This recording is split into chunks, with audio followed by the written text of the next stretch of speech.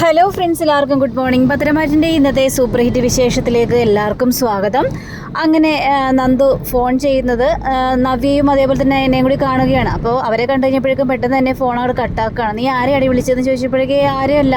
പിന്നെ നീ കള്ളം പറയാൻ നിൽക്കണ്ട, നീ ഇങ്ങോട്ട് ഫോൺ ഇങ്ങോട്ട് തന്നേന്ന് പറഞ്ഞപ്പോഴേക്കേ ഇല്ലേ ചേച്ചി, ആരെയല്ല വിളിച്ചത്, നീ ഇങ്ങോട്ട് ഫോൺ താൻ നന്ദു എന്നും പറഞ്ഞുകൊണ്ട് ആ ഫോൺ അങ്ങോട്ട് തട്ടിപ്പറിച്ച് മേടിച്ചെടുക്കുക. അപ്പോൾ അതിൽ അനിത എന്നാണ് എഴുതി വെച്ചിരിക്കുന്നത്. അനിത ആരടി അനിത എന്ന് ചോദിച്ചപ്പോഴേക്കും അത് പിന്നെ എൻ്റെ ഒരു ഫ്രണ്ടാണെന്ന് നന്ദു പറയുക. പക്ഷെ ഇതൊന്നും അവർ വിശ്വസിക്കാനായിട്ട് തയ്യാറായില്ല. അങ്ങനെ നയന ആ ഫോൺ നിങ്ങോട്ട് തന്നെന്നും പറഞ്ഞുകൊണ്ട് ആ നമ്പർ നോക്കിക്കഴിഞ്ഞപ്പോഴേക്കും അനിയുടെ നമ്പർ ആണല്ലോ എന്നൊക്കെ നയന പറയുക. അപ്പോൾ ഇത് കേട്ടുകഴിഞ്ഞപ്പോഴേക്കും നന്ദു ആണെങ്കിൽ ആകെ പേടിച്ചിങ്ങ് നിൽക്കുകയാണ്. നീ ഇപ്പോഴും അപ്പോൾ അനിയെ വിളിക്കുന്നുണ്ടല്ലേ? അപ്പം ഞങ്ങളോട് പറയുന്നത് മുഴുവനും പച്ച കള്ളമാണ്. എനിക്ക് മനസ്സിലായ കാര്യങ്ങളൊക്കെ. അപ്പോൾ അനി നിന്നെ സ്നേഹിക്കുന്നത് പോലെ തിരിച്ചും നീ ഒരുപാട് സ്നേഹിക്കുന്നുണ്ട് അനി അല്ലേ? പക്ഷെ എന്നാലും നന്ദു, ഇപ്പോൾ നവീനുമായിട്ടുള്ള കല്യാണം നിൻ്റെ ഉറപ്പിച്ച് വെച്ചിരിക്കുകയാണ്. ഞങ്ങൾ വിചാരിച്ചത് നിൻ്റെ മനസ്സൊക്കെ മാറി ഇനി നവീനായിട്ടുള്ള കല്യാണത്തിന് നീ തയ്യാറെടുത്തുവെന്നാണ് ഞങ്ങൾ വിശ്വസിച്ചത്. പക്ഷേ അതൊക്കെ വെറും പച്ചക്കള്ളമായിരുന്നില്ലെന്ന് പറഞ്ഞപ്പോഴേക്കും ചേച്ചി, എനിക്കങ്ങനെ ആ രീതിയിൽ നവീനേട്ടനെ കാണാനായിട്ട് സാധിക്കില്ല. അതുകൊണ്ട് തന്നെ നവീനേട്ടനെ എൻ്റെ ഭർത്താവായിട്ട് എനിക്ക് കാണാൻ പറ്റില്ല എന്നൊക്കെ പറയാം. ഇത് കഴിഞ്ഞപ്പോഴേക്കും പക്ഷേ അമ്മയോട് ഇതൊക്കെ പറയാനായിട്ട് പറ്റുമോ? ഞങ്ങൾക്കും അറിയാം നിനക്ക് അനിയാണ് ഇഷ്ടമാണെന്നൊക്കെ ഞങ്ങൾക്കറിയാം. പക്ഷേ നവീനുമായിട്ടുള്ള കല്യാണം ഉറപ്പിച്ചതിന് ശേഷം ഇനിയിപ്പോൾ ഈ ഒരു ബന്ധം നടക്കാനായിട്ട് വളരെയേറെ ചാൻസ് കുറവാണെന്നും പറയുകയാണ്. ഇത് കേട്ടുകഴിഞ്ഞപ്പോഴേക്കും നന്ദുവിന് വല്ലാത്തൊരു ദുഃഖം തോന്നുകയാണ്. അപ്പോൾ നമ്മുടെ നവിയും പറയാം, ശരി ഞങ്ങളൊന്ന് ഏതായാലും അമ്മയോടൊന്ന് സംസാരിച്ച് നോക്കട്ടെ. പക്ഷേ നവീനെ സംബന്ധിച്ച് നവീൻ നല്ല പയ്യനാണല്ലോ. അതേ ചേച്ചി, നവീനേട്ടൻ നല്ല പയ്യൻ തന്നെയാണ്. അതുകൊണ്ട് തന്നെയാണ് ഇതിൽ എതിർക്കാതെ ഞാൻ നിൽക്കുന്നത്.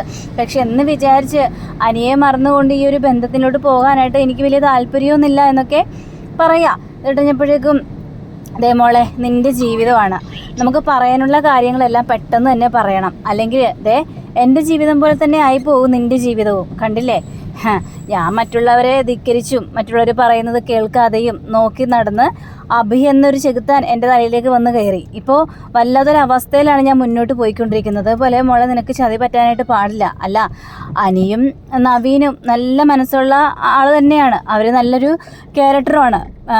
ഇതിൽ ആരെ കിട്ടിയാലും നിൻ്റെ ജീവിതം അടിപൊളി തന്നെയാകും. പക്ഷേ ഒരാളെയല്ലേ നമുക്ക് തിരഞ്ഞെടുക്കാനായിട്ട് പറ്റുള്ളൂ. പക്ഷെ നിൻ്റെ മനസ്സിലുള്ള കാര്യങ്ങൾ നീ പറയണം, ഉറച്ച തീരുമാനങ്ങൾ എടുക്കണം. ഇത് കേട്ട് കഴിഞ്ഞപ്പോഴേക്കും നയനയാണെങ്കിൽ അത് തന്നെയാണ് എനിക്കും പറയാനുള്ളത്. നീ ഉറച്ച തീരുമാനം എടുക്കണമെന്നും പറയാം. അപ്പോൾ നന്ദുവിന് ഒന്നും പറയാനും പറ്റുന്നുമില്ല. പക്ഷേ എന്ത് ചെയ്യാനാണ്, നവീനേട്ടൻ്റെ വീട്ടിൽ നിന്ന് വന്ന് നവീനേട്ടൻ്റെ അമ്മയും അതേപോലെ തന്നെ മുത്തശ്ശനും ഒക്കെ അമ്മയുടെ അടുത്ത് വന്ന് സംസാരിച്ചല്ലേ, ഒന്നും പറയാനായിട്ട് പറ്റില്ലല്ലോ. അതിനുശേഷം പിന്നീട് കനകയെ കാണിക്കണം. അപ്പോൾ കനക കാര്യമായിട്ട് എന്തൊക്കെയോ ഉണ്ടാക്കിക്കൊണ്ടിരിക്കുക. അപ്പോൾ നവീൻ അതിനെയും കൂടി അങ്ങോട്ട് ചെല്ലുകയാണ്. ചെന്ന് കഴിഞ്ഞപ്പോഴേക്കും അമ്മ ഇതെന്താ അമ്മ കാര്യമായിട്ട് ഉണ്ടാക്കുന്നതെന്ന് ചോദിച്ചു കഴിഞ്ഞപ്പോഴേക്കും എൻ്റെ മോളെ ഒരുപാട് നാളുകൾക്ക് ശേഷം ഈ വീട്ടിലേക്ക് വരികയല്ലേ നവ്യമോള്, അതുകൊണ്ട് നവ്യമോൾക്കുള്ള ഇഷ്ടപ്പെട്ട ആഹാരങ്ങളൊക്കെ ഞാൻ ഉണ്ടാക്കുവാണെന്നൊക്കെ പറയുകയാണ്. അപ്പോൾ നവ്യയ്ക്ക് ഭയങ്കര ഒരു സന്തോഷം. അങ്ങനെയൊക്കെ അമ്മ പറയുന്നത് കേട്ട് കഴിഞ്ഞപ്പോഴേക്കും അങ്ങനെ നവ്യ അവിടെ നിന്ന് ഒരേ പലഹാരങ്ങൾ എടുത്ത് കഴിക്കുക. അപ്പോൾ ഞാനാണെങ്കിൽ ചേച്ചി പറ ചേച്ചി എന്ന് പറയുകയാണ്. അപ്പോഴേക്കും നവ്യാണെങ്കിൽ അമ്മേ ഞാനൊരു കാര്യം ചോദിക്കട്ടെ അമ്മേ, നന്ദുവിൻ്റെ കാര്യങ്ങളൊക്കെ എന്തായി അമ്മേ? അല്ല കല്യാണക്കാരിയൊക്കെ കല്യാണക്കാരിയൊക്കെ ഇങ്ങനെ അടിപൊളിയായിട്ട് നടന്നുകൊണ്ടിരിക്കുകയാണല്ലോ. ഇനിയിപ്പോൾ നിങ്ങൾ രണ്ടുപേരും കൂടി ചേർന്നിട്ട് നന്ദുവിൻ്റെ കല്യാണം അടിപൊളിയായിട്ട് അങ്ങോട്ട് നടത്തി കൊടുക്കണം. നവീൻ്റെ അമ്മയും മുത്തശ്ശനൊക്കെ വന്ന കാര്യങ്ങളെല്ലാം പറഞ്ഞപ്പോഴേക്കും വിശ്വസിക്കാനായിട്ട് പറ്റിയില്ല. നന്ദുവിനോട് വലിയ താല്പര്യമൊന്നും ഉണ്ടായിരുന്നില്ലല്ലോ ഈ നവീൻ്റെ അമ്മയ്ക്ക്. പക്ഷേ അവരുടെ മനസ്സെല്ലാം മാറി അവളെ സ്വീകരിക്കാൻ തയ്യാറായി കഴിഞ്ഞപ്പോഴേക്കും എനിക്ക് എന്തുമാത്രം സന്തോഷമായിരുന്നു അറിയാവോ. ഇത് കേട്ട് കഴിഞ്ഞപ്പോഴേക്കും നയനയാണെങ്കിൽ അതേ പിന്നെ അമ്മേ, ഞങ്ങളിപ്പോൾ നന്ദുവിനോടൊന്ന് സംസാരിച്ചായിരുന്നു ഈ നവീൻ്റെയും നന്ദുവിൻ്റെയും കല്യാണക്കാര്യത്തെക്കുറിച്ചേ. പക്ഷേ അതങ്ങോട്ട് അവൾക്ക് വലിയ ഇഷ്ടമായിട്ടൊന്നും എനിക്ക് തോന്നിയില്ല. അവൾക്ക് ഈ കല്യാണത്തോട് വലിയ താല്പര്യമുള്ളതുപോലെ എനിക്ക് തോന്നിയില്ല അമ്മേ. ഇത് കഴിഞ്ഞപ്പോഴേക്കും അതൊക്കെ വെറും തോന്നലാ. അവൾക്ക് നവീനോട് ഭയങ്കര ഇഷ്ടമാണ്. അല്ലെങ്കിൽ അവൾ നേരത്തെ പറഞ്ഞാനായിരുന്നല്ലോ അവൾക്ക് ഈ കല്യാണത്തോട് താല്പര്യമില്ല എന്ന്. അത് പിന്നെ അമ്മേ, നവീൻ നമുക്ക് വേണ്ടിയും പിന്നെ അനന്തപുരിക്കാർക്ക് വേണ്ടിയും ഒക്കെ ഒരുപാട് ഉപകാരങ്ങളെല്ലാം ചെയ്തിട്ടുണ്ടല്ലോ, അതുകൊണ്ട് അവളൊന്നും പറയാത്തത്. പക്ഷേ ശരിക്കും പറഞ്ഞു കഴിഞ്ഞാൽ അവൾക്ക് ഇതിനോട് ഈ കല്യാണത്തോട് വലിയ താല്പര്യമൊന്നുമില്ല. നയനമോളെ, ഇനി ആ കാര്യത്തെക്കുറിച്ച് പറയേണ്ട ആവശ്യമില്ല. ഈ കല്യാണം നടത്താൻ തന്നെയാണ് ഞാനും ഗോവിന്ദേട്ടനും തീരുമാനിച്ചിരിക്കുന്നത്. പിന്നെ നിങ്ങൾ എന്താ പറഞ്ഞു വരുന്നതെന്നൊക്കെ എനിക്ക് മനസ്സിലായി. അനിയുമായിട്ടുള്ള കല്യാണം ഒരിക്കലും നടക്കാനായിട്ട് പോകുന്നില്ല. എൻ്റെ 2 മക്കളും ആ വീട്ടിലേക്കാണ് കയറിപ്പോയത്. അതിന് ഒരുപാട് കേൾക്കേണ്ട ഇതൊക്കെ എനിക്ക് വന്നിട്ടുണ്ട്. പിന്നെ നവ്യമോളുടെ ജീവിതം കണ്ടില്ലേ? അവളുടെ ജീവിതം വഴി നിൽക്കുകയാണ്. നിന്റെ ജീവിതം അടിപൊളിയായിട്ട് തന്നെ പോകുന്നു. പക്ഷേ നവ്യയുടെ ജീവിതം അങ്ങനെയല്ല. അതേപോലെ തന്നെ നന്ദുവിൻ്റെ ജീവിതവും ഇനി തകരാനായിട്ട് ഞാൻ സമ്മതിക്കത്തില്ല. നന്ദുവിന് അനന്തപുരിയിലേക്ക് വന്നു കഴിഞ്ഞാൽ അവിടെ എല്ലാവരും ഉണ്ട്. ഓരോ വഴക്കും വക്കാണവും. ഈ ജലജയാണെങ്കിലും അഭിയാണെങ്കിലും ബാക്കിയുള്ളവരെല്ലാവരും ആണെങ്കിലും ഞാനും ഗോവിന്ദേട്ടനും ഒരുപാട് കേട്ടു. ഇനിയും കേട്ടും സഹിച്ചു നിൽക്കാനൊന്നും പറ്റില്ല. പിന്നെ നവീൻ്റെ വീടാണെങ്കിലേ നവീൻ്റെ അമ്മയും മുത്തശ്ശനും മാത്രമല്ലേ ഉള്ളൂ. വഴക്ക് കൂടാനൊന്നും അവർക്ക് സമയവും ഇല്ല. അപ്പോൾ അതുകൊണ്ട് തന്നെ നന്ദുവിൻ്റെ ജീവിതം അടിപൊളിയായിട്ട് തന്നെ മുന്നോട്ട് പോവുക തന്നെ ചെയ്യും. ഇതൊക്കെ കേട്ട് കഴിഞ്ഞപ്പോഴേക്കും ഇവർക്കൊന്നും പറയാനായിട്ട് പറ്റുന്നുമില്ല. അപ്പോൾ ഇനിയിപ്പോൾ അനിയുടെ കാര്യമെടുത്ത് ഇനി ഇടേണ്ട ആവശ്യമില്ല. അനിയുമായിട്ടുള്ള കല്യാണം ഒരിക്കലും നടക്കില്ല. നവീനുമായിട്ടുള്ള കല്യാണം നടത്താൻ തന്നെയാണ് തീരുമാനിച്ചിരിക്കുന്നതെന്നും കനക പറയുക. അപ്പോൾ ഇത് കേട്ട് കഴിഞ്ഞപ്പോഴേക്കും ഇവർക്കൊന്നും പറയാതെ ഇവരവിടെ നിന്ന് പോവുകയും ചെയ്യുന്നത് എന്ത് ചെയ്യും ചേച്ചി എന്നുള്ളൊരു അവസ്ഥയിലാണ് ഇവർ ഇവിടെ നിന്ന് പോകുന്നത്. അങ്ങനെ പിന്നീട് കാണിക്കുന്നത് നമ്മുടെ ആദർശിനെയും അതേപോലെ തന്നെ ദേവയാനിയാണ്. അപ്പോൾ ദേവയാനിയാണെങ്കിൽ കുറേ ഫോട്ടോസൊക്കെ ഇങ്ങനെ നോക്കുകയാണ്. ദേടാ മോനെ ആദർശ് ഇത് നോക്കിയടാ, നയനേ എനിക്കിപ്പോൾ കുറേ ഫോട്ടോസൊക്കെ അയച്ചു തന്നു. ഏതായാലും ഒരു ഭയങ്കര സന്തോഷത്തിലാണ്. അതേ അമ്മേ, സന്തോഷത്തിൽ തന്നെയാണ്. ഇപ്പോൾ നവ്യയുടെ സ്വഭാവമൊക്കെ മാറിയിരിക്കുകയാണല്ലോ. ആ ഒരു സന്തോഷത്തിൽ തന്നെയാണ് എല്ലാവരും ആഘോഷിച്ച് നിൽക്കുന്നത്. ഏതായാലും നവ്യയുടെ സ്വഭാവം മാറിയത് വേറെ ആർക്കും അറിയില്ല. അവളുടെ അമ്മായിയമ്മയൊക്കെ അറിഞ്ഞു കഴിഞ്ഞാലേ ആകെ പണിയാവും. ഇത് നോക്കിയെന്ന് പറഞ്ഞിട്ട് ഫോട്ടോ ഒക്കെ കാണിച്ചു കൊടുക്കുക. അങ്ങനെ കാണിച്ചു കൊടുക്കുന്ന സമയത്താണ് ജലജ വരുന്നത്. ഇപ്പോൾ ജലജയെ കണ്ടു കഴിഞ്ഞപ്പോഴേക്കും വേണ്ട ജലജ വരുന്നുണ്ട്. ഏതായാലും നമ്മൾ ഈ സംസാരിച്ചെന്ന് അവൾ അറിയാൻ നിൽക്കണ്ട, പിന്നെ അത് മതി എന്നും പറഞ്ഞുകൊണ്ട് നിൽക്കുമ്പോൾ ജലജ ചോദിക്കുകയാണ്, എന്താ നിങ്ങൾ നോക്കുന്നത്? ആഹാ, ഞങ്ങളങ്ങനെ പലതും നോക്കും, അതൊന്നും നീ അറിയേണ്ട കാര്യമൊന്നുമില്ല ജലജെ. എന്നാലും എൻ്റെ ഏട്ടത്തി ഈ കുടുംബത്തിലുള്ള ആളാണ് ഞാനും. എന്നിട്ട് എന്നെ നിങ്ങൾ മറിച്ച് പല കാര്യങ്ങളും ചെയ്യുന്നുണ്ടല്ലോ. അതെ, നിന്നോട് പറയാൻ പറ്റാത്ത കാര്യമാണെങ്കിലോ, നിന്നോട് പറഞ്ഞിട്ടൊന്നും വലിയ പ്രയോജനമൊന്നുമില്ല. എന്നാലും ഏട്ടത്തി നയനമോളും പോയല്ലേ, ഈ സമയത്ത് നയനമോളെ ഒന്നും വിടണ്ടായിരുന്നു. അങ്ങനെ അതെന്താ അവള് പോയാൽ? അവളുടെ കുടുംബത്തിലൊരു കല്യാണമല്ലേ, അപ്പം അവൾ പോയെന്ന് വിചാരിച്ചെന്താ കുഴപ്പം? അല്ല, ശരിക്കും പറഞ്ഞു കഴിഞ്ഞിട്ടുണ്ടെങ്കിൽ ഈ നവ്യയും നയനയും ചേരൂലല്ലോ. പിന്നെ അവിടെ കൂടാതെ നന്ദുവും ഉണ്ട്. അവർ തമ്മിൽ എന്തെങ്കിലും കശപിശ വഴക്കുകളൊക്കെ ഉണ്ടാകുമല്ലോ. അവർ കൂടപ്പിറപ്പങ്ങൾ തമ്മിൽ വഴക്കിടുന്നതിന് നിനക്ക് എന്താ പ്രശ്നം ജലജെ? നീ നിന്റെ കാര്യം നോക്കി നടക്ക്. നീയേ നിന്റെ മകൻ്റെ പിന്നാലെ നടക്ക്. നിന്റെ മകൻ ചിലപ്പോ നാഗേന്ദ്രൻ്റെ പിന്നാലെ ആയിരിക്കും. അത് കണ്ടുപിടിക്കുക. അതിനുശേഷം മതി ബാക്കിയുള്ള കാര്യങ്ങളെല്ലാം എന്നും പറഞ്ഞുകൊണ്ട് ജലജയെ ഇങ്ങോട്ട് നാണം കെടുത്തിയിട്ട് അവിടെ നിന്ന് പറഞ്ഞിട്ട്. അപ്പോൾ ജലജയ്ക്ക് ആകെ വല്ലാത്തൊരവസ്ഥയായിപ്പോയി. അങ്ങനെ പിന്നീട് കാണിക്കുന്നത് നമ്മുടെ നവ്യയും നയനയും നന്ദുവും അച്ഛനും അമ്മയും കൂടി ഇരുന്ന് ഭക്ഷണം കഴിക്കാതിരിക്കുക. അപ്പോൾ ആ സമയത്ത് നമ്മുടെ ഈ കനകം പറയുക, അതെ നാളെ മുതലേ നമുക്ക് 4 പേർക്കൊന്ന് നടക്കാനായിട്ട് പോകണം കേട്ടോ. പണ്ട് നമ്മൾ നടക്കാൻ പോയിരുന്നില്ലായിരുന്നോ?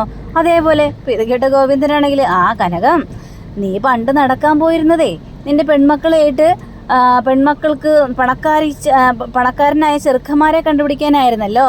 പക്ഷേ ഇനി എന്തിനാണ് കനകം നടക്കാനായിട്ട് പോകുന്നത് ഗോവിന്ദേട്ടാ? അത് പണ്ടത്തെ കനകം, ഇപ്പം അങ്ങനെയല്ല. ഗോവിന്ദേട്ടൻ്റെ കനകേ ശരിക്കും മാറിയിട്ടുണ്ട്. അതുകൊണ്ട് ഗോവിന്ദേട്ടൻ ആ കാര്യത്തെക്കുറിച്ചൊന്നും പറയല്ലേ. ഇതേ ഞങ്ങൾ 4 പേരും കൂടി ആ ഒരു പഴയ ഓർമ്മകളെല്ലാം ഇവർക്കാൻ വേണ്ടി പോവാണ്. അല്ലെങ്കിലും ആ പണ്ടത്തെ ആ ഒരു വെളുപ്പാങ്കാലത്തുള്ള നടത്തമില്ലേ, നല്ല രസം തന്നെയായിരുന്നു. പറഞ്ഞറിയിക്കാൻ പാടാത്തൊരു സുഖം തന്നെയായിരുന്നു.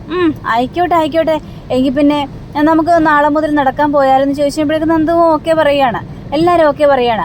അതെ, പിന്നെ വേറൊരു കാര്യമുണ്ട്. അച്ഛൻ്റെ പിറന്നാൾ വരികയാണ്. അച്ഛൻ്റെ പിറന്നാൾ ആയില്ലല്ലോ അമ്മേ. പിന്നെന്താ? അതല്ല, ഇതേ അച്ഛൻ്റെ നാളെ വെച്ചുള്ള പിറന്നാൾ അതാഘോഷിക്കണ്ടേ?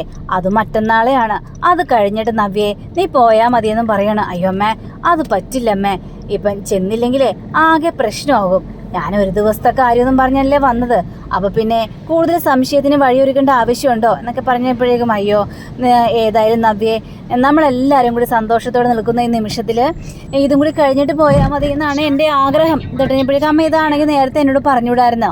ഞാൻ എന്തെങ്കിലും കള്ളം പറഞ്ഞ അബിയോട് കള്ളം പറഞ്ഞിട്ട് ഞാൻ വന്നാനായിരുന്നു. ഇതിപ്പോൾ ഒന്നും പറ്റാത്തൊരവസ്ഥയാണല്ലോ.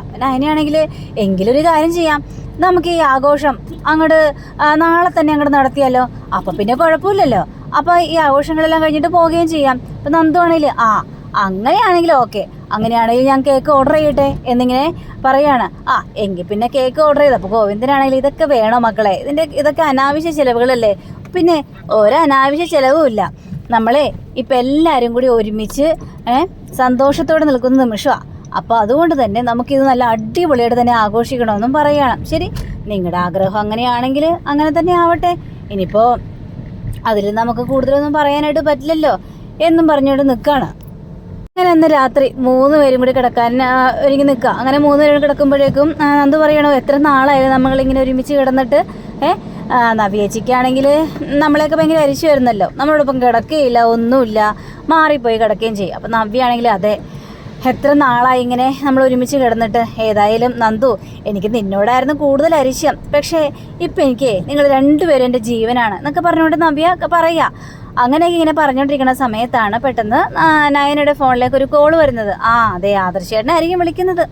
ആദർശേട്ടനെ മനസമാധാനം ഉണ്ടാവില്ല, ചേച്ചി ഇവിടെയാണല്ലോ, അതുകൊണ്ട് തന്നെ അങ്ങനെ നന്ദു ഫോൺ എടുത്ത് കൊടുത്തു കഴിഞ്ഞപ്പോഴേക്കും ആദർശേട്ടാ എന്ന് പറഞ്ഞുകൊണ്ട്, എന്താ നയനെ, നീ ഇതുവരെയായിട്ടും വിളിച്ചില്ലല്ലോ.